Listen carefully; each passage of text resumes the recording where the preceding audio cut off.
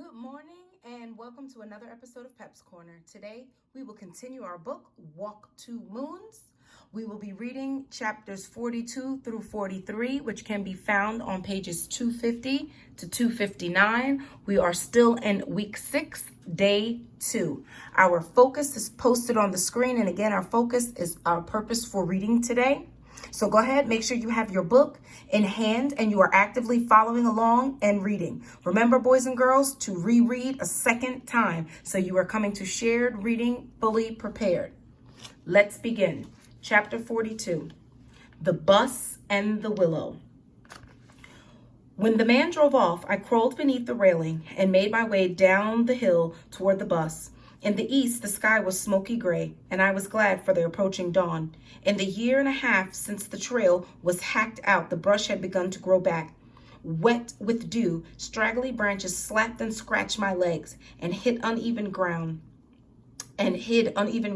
so that several times I tripped, stumbling and sliding downward.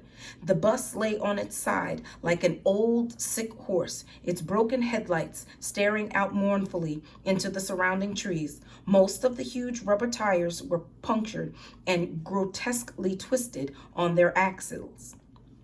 I climbed up onto the bus's side, hoping to make my way down to an open window, but there were two enormous gashes torn into the side, and that jagged metal was peeled back like a sardine tin. Through a smashed window behind the driver's seat, I saw a jumbled mess of twisted seats and chunks of foam rubber. Everything was dusted over with fuzzy green mold. I had imagined that I would drop through a window and walk down the aisle, but there was no space inside to move. I had wanted to scour every inch of the bus, looking for anything that might be familiar. By now, the sky was pale pink, and it was easier to find the uphill trail, but harder going as it was a steep incline. By the time I reached the top, I was muddy and scratched from head to toe. It wasn't until I had crawled beneath the railing that I noticed the car parked behind Gramps' red Chevrolet. It was the sheriff. He was talking on the radio when he saw me. He motioned for his deputy to get out. The deputy said, "We were just about to come down there after you. We saw you up on top of the bus. You kids ought to know better. What were you doing down there at this time of day anyway?" Before I could answer, the sheriff climbed out of his car. He settled his hat on his head and shifted his holster. "Where are the others?" he said. "There aren't any others," I said. "Who brought you up here?" "I brought myself." "Whose car is this?" "My grandfather's."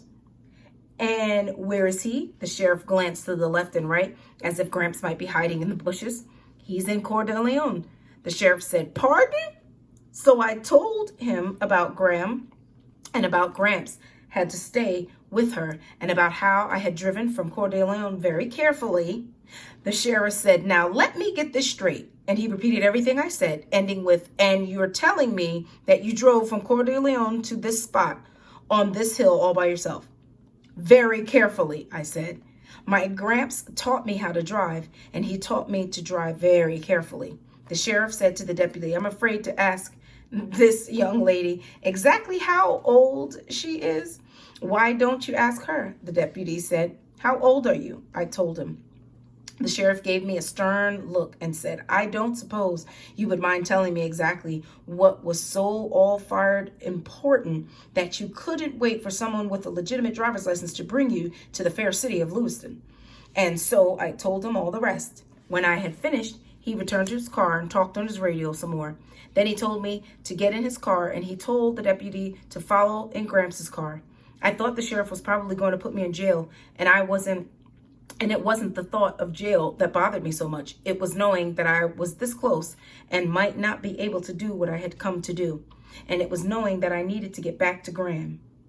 He did not take me to jail, however. He drove across the bridge into Lewiston, on through the city and up a hill. He drove into Longwood, stopped at the caretaker's house, and went inside. Behind us was the deputy and Gramps' car. The caretaker came out and pointed off to the right, and the sheriff got back in the car and drove off in that direction. It was a pleasant place. The Snake River curved behind this section, and tall, full-leaved trees grew here. And there across the lawn, the sheriff parked the car and led me up a path toward a river. And there on a little hill overlooking the river and the valley was my mother's grave. On the tombstone beneath her name and the dates of her birth and death was an engraving of a maple tree. And it was only then when I saw the stone and her name, Chanhassen, Sugar, Pickford Hill, and the engraving of the tree that I knew by myself and for myself that she was not coming back. I asked if I could sit there for a while because I wanted to memorize the place. I wanted to memorize the grass and trees, the smells and the sounds. In the midst of the still morning, with only the sound of the river gurgling by, I heard a bird. It was singing a bird song, a true sweet bird song. I looked all around and then up into the willow that leaned toward the river. The bird song came from the top of the willow, and I did not want to look too closely because I wanted it to be the tree that was singing. I kissed the willow. Happy birthday, I said. In the sheriff's car, I said, she isn't actually gone at all. She's singing in the trees. Whatever you say, Miss Salamanca Hiddle, you can take me to jail now. Chapter 43, Our Gooseberry. Instead of taking me to jail, the sheriff drove me to Coeur d'Alene with the deputy following us in Gramps' car. The sheriff gave me a lengthy and severe lecture about driving without a license, and he made me promise that I would not drive again until I was 16. Not even on Gramps' farm, I said. He looked straight ahead at the road. I suppose people are going to do whatever they want to do on their own farms, he said, as long as they have a lot of room to maneuver and as long as they are not endangering the lives of any other persons or animals. But I'm not saying you ought to. I'm not giving you permission or anything. I asked him to tell me about the bus accident. When I asked him if he had been there that night and if he had seen anyone brought out of the bus, he said, you don't want to know all of that. A person shouldn't have to think about those things. Did you see my mother? I saw a lot of people, Salamanca, and maybe I saw your mother, maybe I didn't, but I'm sorry to say that if I did see her, I didn't know it. I remember your father coming into the station. I do remember that, but I wasn't with him when I wasn't there when. Did you see Mrs. Cadaver? I said. How do you know about Mrs. Cadaver? He said. Of course I saw Mrs. Cadaver. Everyone saw Mrs. Cadaver. 9 hours after that bus rolled over, as all those stretchers were being carried up the hill and everyone despairing, there was her hand coming up out of the window, and everyone was shouting because there it was, a moving hand. He glanced at me. I wish it had been your mother's hand. Mrs. Cadaver was sitting next to my mother, I said. Oh, they were strangers to each other when they got on that bus. But by the time they got off 6 days later, they were friends. My mother told Mrs. Cadaver all about me and my father and our farm in Baybanks. She told Mrs. Cadaver about the fields and the blackberries and Moody Blue and the chickens and Singing Tree. And I think that if she told Mrs. Cadaver all that, then my mother must have been missing us. Don't you think? I'm sure of it, the sheriff said. And how do you know all of this? So I explained to him how Mrs. Cadaver had told me all this on the day Phoebe's mother returned.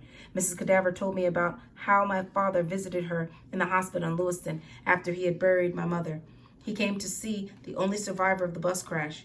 And when he learned that Mrs. Cadaver had been sitting next to my mother, they started talking about her. They talked for 6 hours. Mrs. Cadaver told me about her and my father writing to each other and about how my father needed to get away from Baybanks for a while. I asked Mrs. Cadaver why my father hadn't told me how he had met Mrs. Cadaver, and she had said he had tried, but I didn't want to hear it, and he didn't want to upset me. He thought I might dislike Margaret because she had survived and my mother did not. Do you love him? I asked Mrs. Cadaver. Are you going to marry him? Goodness, she said, it's a little early for that. He's holding on to me because I was with your mother and held her hand in her last moments. Your father isn't ready to love anyone else yet. Your mother was one of a kind. That's true, she was. And even though Mrs. Cadaver had told me all of this and had told me how she had been with my mother in her last minutes, I still did not believe that my mother was actually dead. I still thought that there might have been a mistake. I don't know what had happened, what I had hoped to find in Lewiston. Maybe I expected that I would see her walking through a field and would call to her, and she would say, "Oh, Salamanca, my left arm," and "Oh, Salamanca, take me home." I slept for the last 50 miles to Coeur d'Alene, and when I awoke, I was sitting in the sheriff's car outside the hospital entrance. The sheriff was coming out of the hospital. He handed me an envelope and slid in beside me on the seat. In the envelope was a note from Gramps, giving the name of the motel he was staying at. Beneath that, he had written, "I'm sorry to say that our gooseberry died at 3 o'clock this morning." Gramps was sitting on the side of the bed in the motel, talking on the telephone. When he saw me and the sheriff at the door, he put the phone down and hugged me to him. The sheriff told Gramps how sorry he was and that he didn't think it was time or place to give anybody a lecture about underage granddaughters driving down a mountainside in the middle of the night. He handed Gramps his car key and asked Gramps if he needed help making any arrangements. Gramps said he had taken care of most things. Gramps' body was being flown back to Baybanks, where my father would meet the plane. Gramps and I were going to finish what we had done in Coeur d'Alene and leave the next morning. After the sheriff and his deputy left, I noticed Gramps' open suitcase. Inside were Gramps' things, all mixed in with Gramps' clothes. I picked up her baby powder and smelled it. On the desk was a crumpled letter. When Gramps saw me look at it, he said, "I wrote her a letter last night. It's a love letter." Gramps lay down on the bed and stared up at the ceiling. "Chickabiddy," he said, "I miss my gooseberry." He put one arm over his eyes. His other hand patted the empty space beside him. "This ain't," he said, "this ain't." "It's okay," I said. I sat down on the other side of the bed and held his hand. "This ain't our marriage bed." About 5 minutes later, Gramps cleared his throat and said, "But it will have to do."